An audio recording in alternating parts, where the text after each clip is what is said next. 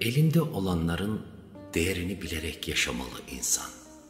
Günler su gibi akıp gidiyor. Seneler geçiyor, ömür bitiyor. Kaybetmeden, iş işten geçmeden, keşke demeden, kalpleri incitmeden, kırıp dökmeden, sevgiyle adım atarak yaşamalı insan. Üzülme, hakkını yiyen, gönlünü kıran, günahını alan, vebaline giren, yıllarını çalan insanlar olacak bu hayatta. Ve sonra şu sözü getir aklına, şahidi Allah olanın hakkı kimsede kalmaz. Yükmüşüm ya da yokmuşum gibi hissettiren hayatlardan sessizce çıktım. Her zaman gemiler batmaz. Bu sefer sular çekildi. Beklemeyi bırakalı çok oldu. Yolum çıkmaz sokak artık. Ne yokuş çıkacak gücüm var, ne de o yolun sonunda değecek biri olduğuna inancım. Rüzgar yine kokunu getirdi. Anlayacağım yine canım burnumda. Gönlüm bağdır, gözüm bulut, bulut ağladı mı bağ yeşerir. 40 cümle kuruyorsun, ağzını açmadan vazgeçiyorsun. İncinme değil bu, insana olan inancını yitirme. Sustuysak saf olduğumuzdan değil, Allah'a bıraktığımızdan. Her şeyi kafasına takan biriyim zannediyordum ama fark ettiğim her detayın beni haklı çıkardığını gördükten sonra kendi omzumdan öptüm. Meğer insanlar yanlışları örtmek için karşısındakine takıntılı muamelesi yapmaya bayılıyormuş, onu anladım. Şu kalsın aklınızda, yürekten uğurlanan insan tekrar ağırlanmaz. Bazı insanların samimiyetine inanmak tuzağa düşmek gibi, devamında mutlaka bir pişmanlık var. Çok anlamlı bir söz. İyi olanların kıymetini bir gün size iyi olmayanlar gösterecek. 3 büyük tehlike: akıllı insanların duygusuz oluşu, duygulu insanların etkisiz oluşu, etkili insanların akılsız oluşu. Vazgeçmek hikayenin sonudur, dünyanın değil. Belki de insan her şeyi içine atmaktan boğuluyor zamanla. Yaprakları koparılmış papatya gibiyim. Seven de zarar verdi, sevmeyen de.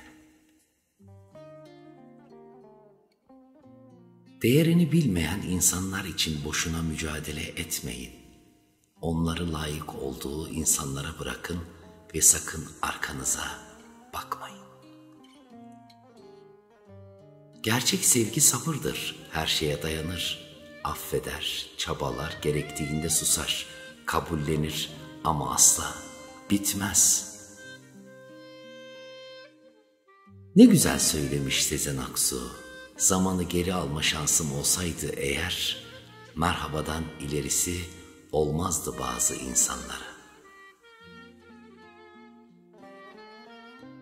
Yolu doğru olanın yükü ağır olurmuş. Ya Rabbi, doğru yoldan şaşırtma bizleri. Hayatınıza net olan insanları alın. Ne istediğini bilen, sözünün arkasında durabilen ve sözüne güvenebilen insanları. Çünkü net olmayan dert olur.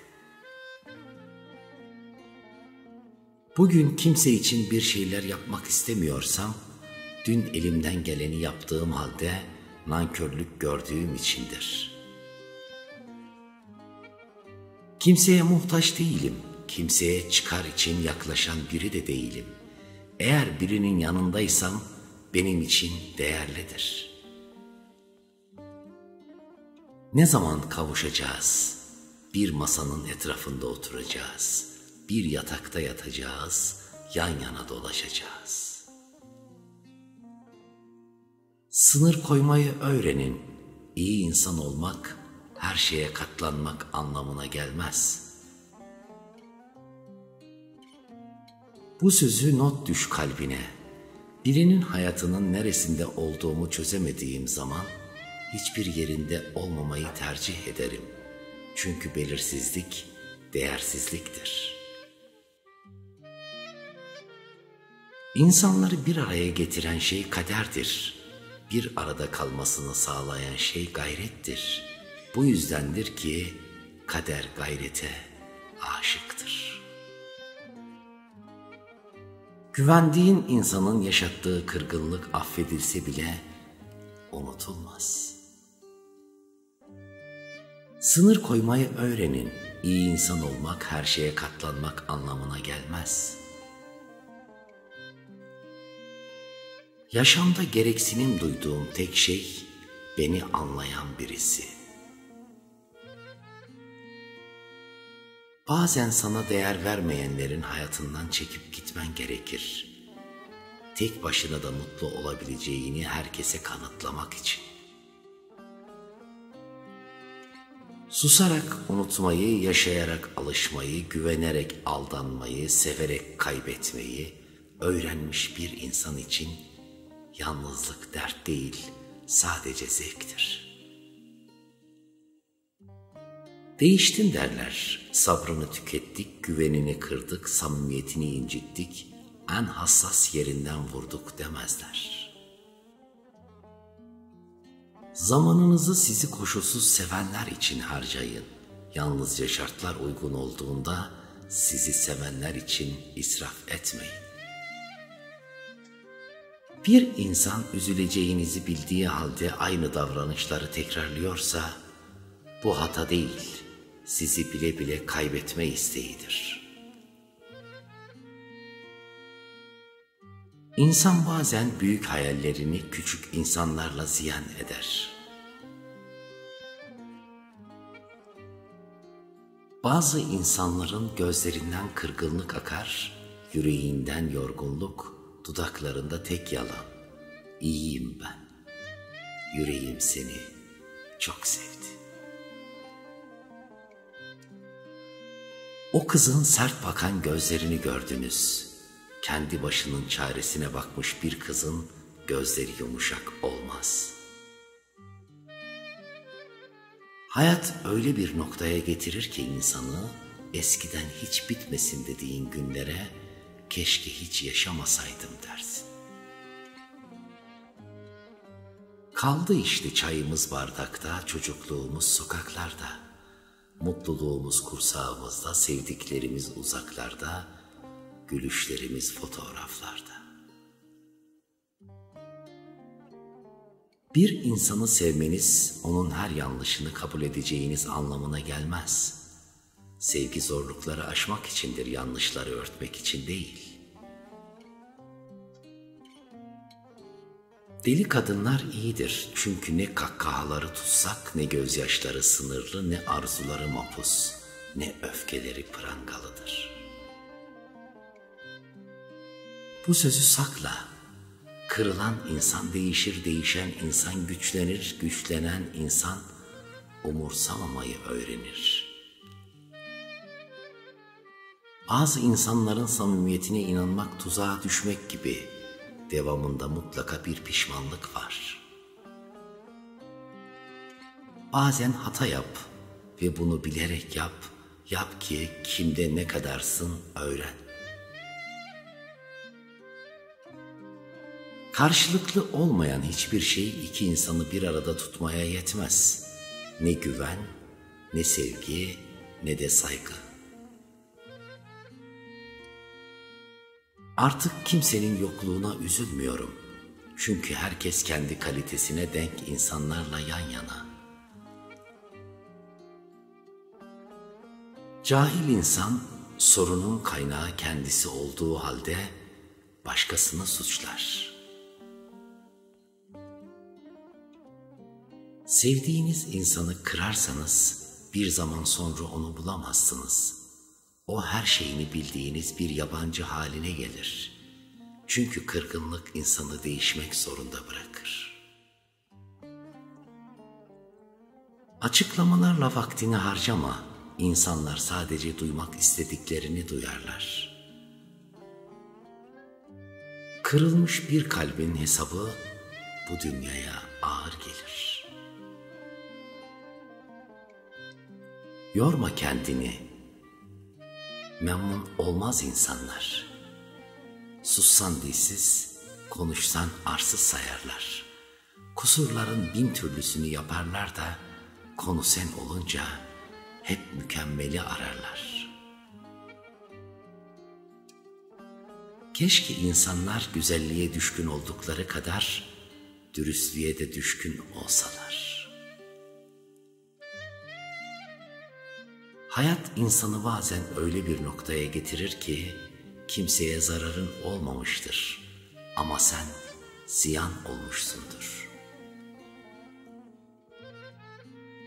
Biz kimseyi yarı yolda bırakmadık. Herkes menfaatinin bittiği durakta indi. Toprak gibi olmalısın. Ezildikçe sertleşmelisin. Seni ezenler sana muhtaç kalmalı. Hayatı sende bulmalı. Bir insana yaşattığınız her duygu, yaşayacağınız duyguların teminatıdır. İnsanların iyi niyetlerini öldürmeyin, sonra kendiniz gibilerine kalırsınız. Ben değer bilmeyen herkese döndüm sırtımı. İyi olun, sağ olun, mutlu olun ama bana uzak olun.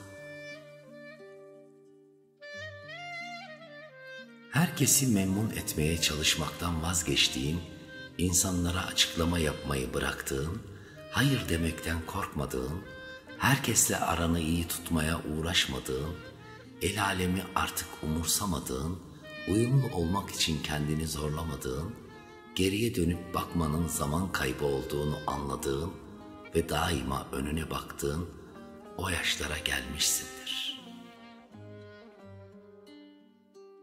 Belki bir kitabın aynı sayfasında ağlamışızdır. İşte bu haberimiz olmadığı halde dünyanın en güzel karşılaşması olabilir. Karakterimden ödün vermediğim için kaybettiğim insanlar var. Umrumda mı? Hayır. Değişecek miyim? Asla.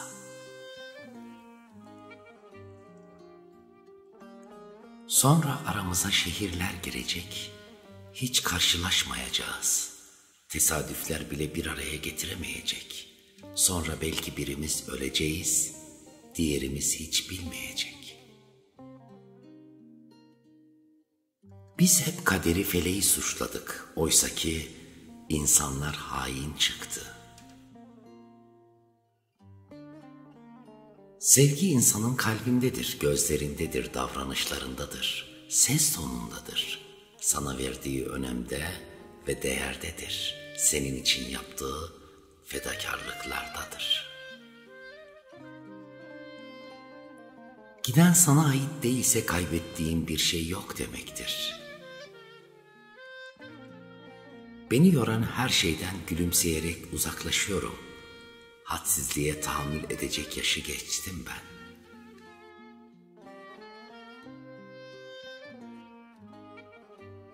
Ne oldum değil, ne olacağım demeli insan. Bir bakarsınız gülsünüz, bir bakarsınız külsünüz.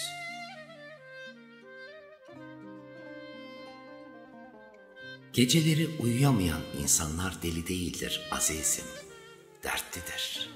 Ya acıları gelir aklına ya da canını acıtanlar. Her insanın yaşadığı en az iki hayatı vardır.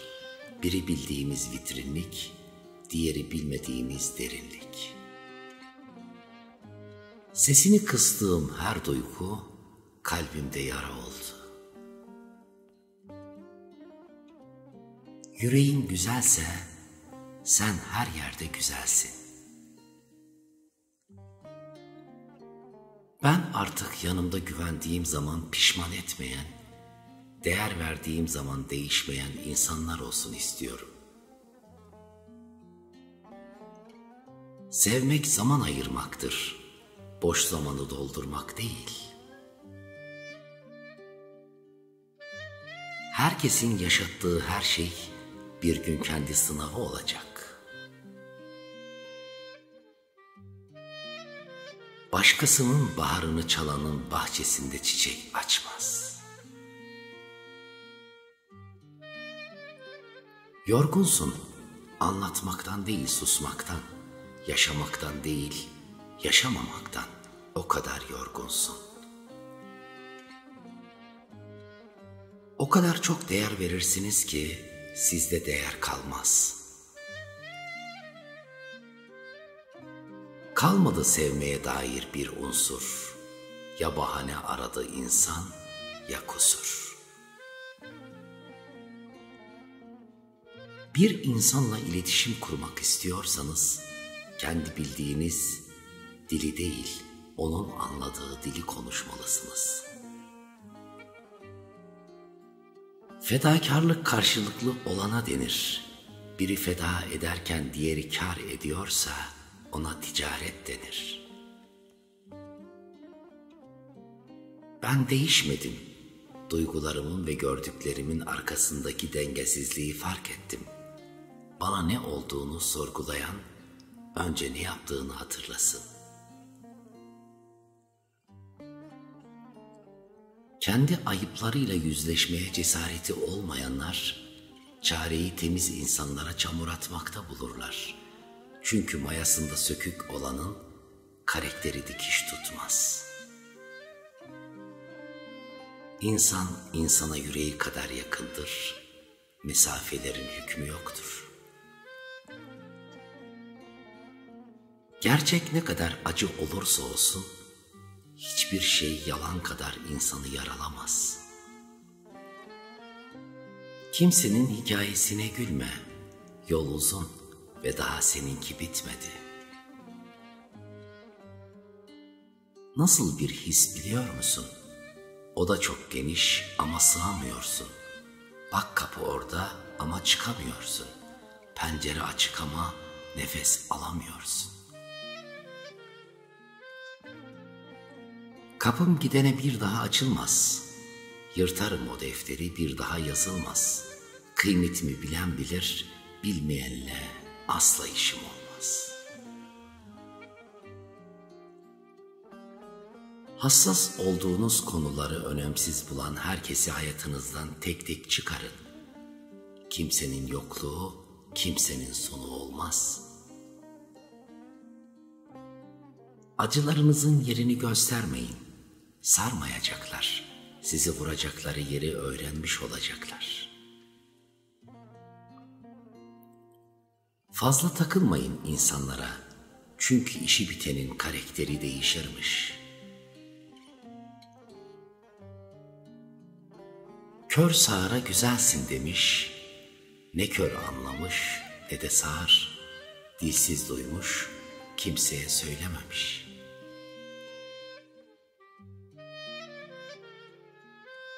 Kazanamadığın birini kaybetmekten korkma. Çöz ipini gitsin.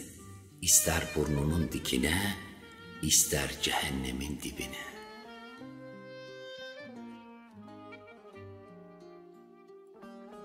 Vaktinde tek kelimeyle alabileceğiniz gönlü, vakti geçtikten sonra desten yazsanız da alamazsınız. Özür hata yapıldığında dilenir, derin yaralar açıldığında değil. İnsanoğlu 3 şeyi unutmamalı. Neydim, ne oldum, ne olacağım. Ne kadar iyi bir insan olduğunun pek önemi yok. Nasıl olsa ilk hatanda en kötü insan sen olacaksın. İnsanlar kıymetini bilmeyenlerin kölesi, kıymetini bilenlerin nankörüdür. Birini kaybetmek istiyorsanız ona ailesinin vermediği sevgiyi verin. Onu her haliyle sevin, sadık kalın, o zaten gider. Elmas da nedir ki gönlü zengin olana? Bir yudum su cevherdir nimetten anlayana.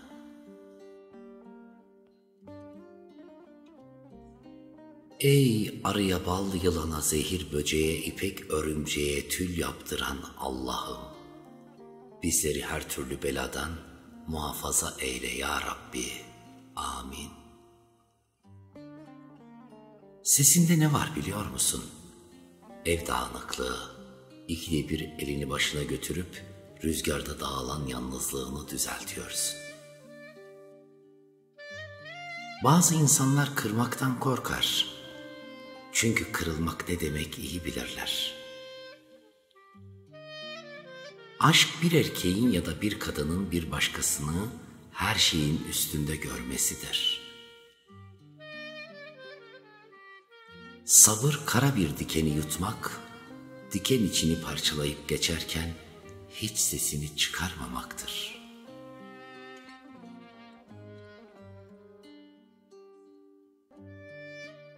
Boş ver, hiçbir şeyi kafana takma, hiçbir şeyi gereğinden fazla düşüncelerine dolama. Öğren, insanlar kusursuz, hayat ise asla sorunsuz olmaz. Toprak gibi olmalısın, ezildikçe sertleşmelisin, seni ezenler sana muhtaç kalmalı, hayatı sende bulmalı. İnsanın küstüğü kendisi olunca araya girip barıştıran da olmuyor. Benim bir hayalim var diyenlerdendik. Sonrasında Yahya Kemal'in şu cümlesiyle karşılaştık. Zamanla zayi oldu. Kendine yenik düşmezsen kimse seni yenemez. İnsanların size olan davranışları kendi değerlerini belirler, sizin değerinizi değil. Sabahattin Ali'den bir öğüt. Ne derlerse desinler, biz kalbimizin ve kafamızın doğru bulduğu şeyleri etrafın ne dediğine bakmadan yapmalıyız. En büyük pişmanlık, kıymet bilmeyen birisi için göze aldığınız fedakarlıktır. Kimsenin ilacı olmayın. Çünkü insanlar iyileşince ilaç kullanmazlar. Öyle.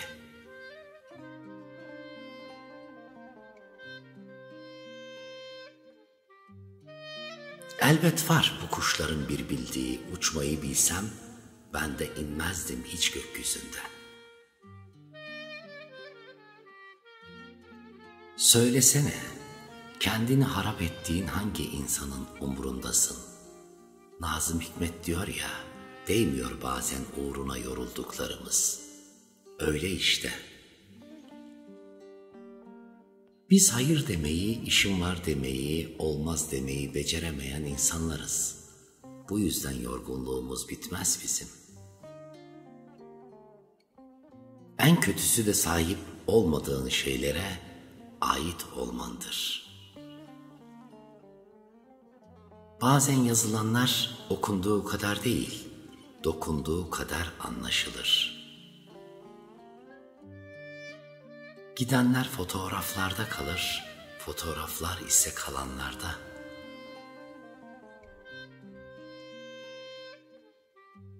Denize karşı bir bankta omzuna başımı yaslayıp sesinden şiirler dinlemek gibi çocukça isteklerim oldu, bağışla. Dervişe sormuşlar, deve türkü söyler mi diye. Dinleyecek eşek bulursa gazel bile okur demiş. Öyle işte. Bazen yazılanlar okunduğu kadar değil, dokunduğu kadar anlaşılır. Her şey değişir, bazen zamanla, bazen bir insanla. Yüksek sesle konuşanlar, ince ve hassas konuları düşünemezler. Sürekli bağırıp çağıranlar, sessiz insanları anlayamazlar. Geriye ne kaldı dersiniz? Büyük yorgunluklar, affı mümkün olmayan kırgınlıklar ve keşke hiç tanımasaydım diye geçmişin tozlu rafına bıraktığım insanlar kaldı. İkiyüzlü insanlara o kadar alıştık ki doğru insan karşısında niyeti ne acaba diye düşünmeden edemiyoruz. Eğilirsen basamak, dik durursan sığınak olursun. İnsan ne kadar kötü şeyler yaşarsa yaşasın, iyi kalmak, iyi olmak bir tercihtir. Ve ne olursa olsun işin sonunda iyiler kazanacak. Şöyle anlamlı bir şey okudum, hoşuma gitti. Sevdiğin insanlara karşı zor olmamak için o kadar çok basitleşiyorsun ki sana değer vermeye gerek duymuyorlar. O kadar haklı ki. Kolay bir hayattan güçlü hikayeler çıkmaz. Zor bir hayatsa kolay kolay anlatılmaz. O yüzden konuşanı değil, susanı dinlemelisin bazen. Ben kim miyim? Sevmesini bilene yürek, yüreğini sunmasını bilene kıymet, savaşmasını bilene zaferim, duymasını bilene ses, çekmesini bilene nefes, gitmesini bilene hedefim, değerimi bilene can, yaşamasını bilene hayat, ben yürekliyim, yüreğimin karşılığında yürek isterim. Ben Ömer Hançeri, en güzel sevgidir insan sevgisi. Rabbim yüreğimizdeki o güzel sevgilerimizi her daim var etsin.